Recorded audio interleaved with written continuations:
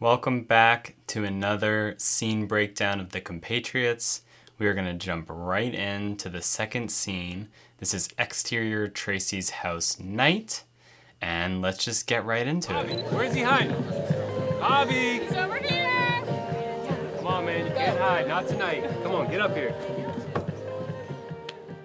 So we were very lucky to be able to use my parents' house as Tracy's house. It has beautiful exterior, a beautiful backyard, and we had like complete control over the entire location.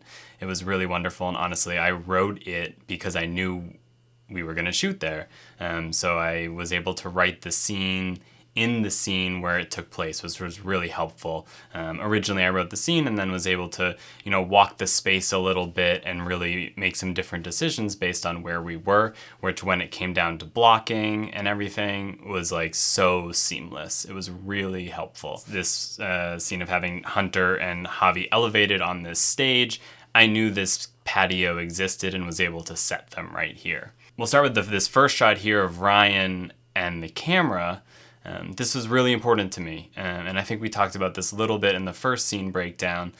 Ryan is set back. He's an observer. He's not able to be the main character in what he thinks should be his story, and this is a really important point, and so I really wanted to get into this scene transition right through his lens. It's the first no-hitter in school history! Quick little fun fact right here. The man over Caroline's shoulder is my best friend, Alberto, the inspiration behind the story. And we were able to sneak a little cameo in here, so that was a lot of fun. In indie films, it's very difficult to get a lot of extras. It's expensive. You only have so many friends. You're usually shooting during the week, and all of the friends you have are at work. So we were very lucky in to be able to gather the 20 some odd people we had here, and we really had to be smart about packing the lens and using longer lenses and shooting from further away and compressing the space and bringing people in tighter together and moving them around during the different shots to make it seem like a much bigger party than it actually was, which is somewhat easier inside, very difficult when you're outside in a very big space, but I think we were able to accomplish that. Hey, make sure you get some good photos. Okay. Thanks, right?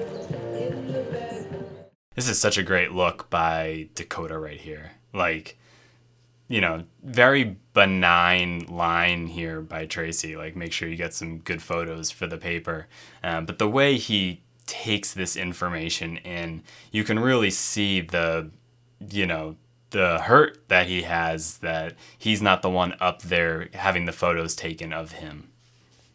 This is a tough scene lighting wise. There were a lot of setups we had to get, a lot of shots we had to get, and not very much time once the sun went behind the house. So the sun sets over the house, and once that happened, we had, 2 hours to shoot all this in, because otherwise we just would have lost way too much light.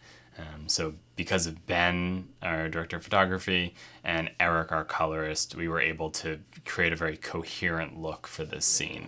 It was very difficult. Okay, the pool party splash.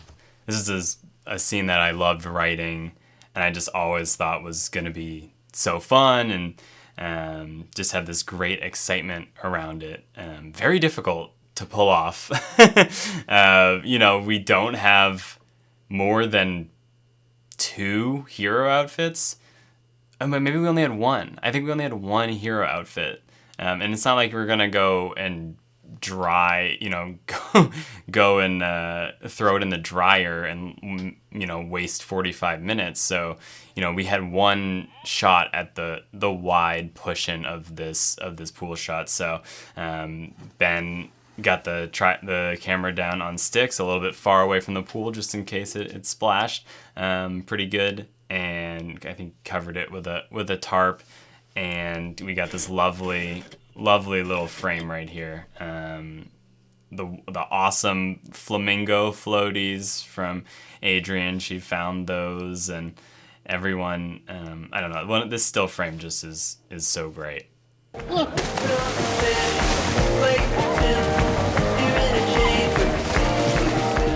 Something I didn't realize is even though everyone could swim and it wasn't, that extravagant of a stunt, we had to have a wonderful stunt performer help us out, and 2 lifeguards actually, with the amount of people that had to be jumping in the pool. So this was very safe.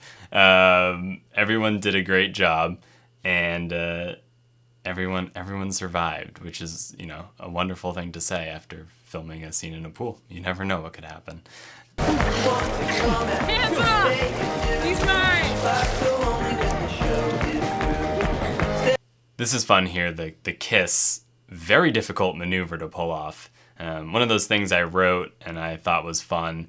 Didn't realize in practice how hard it is to tread water and kiss. But Dennis and Caroline did a wonderful job here, and no one drowned, so that's a positive.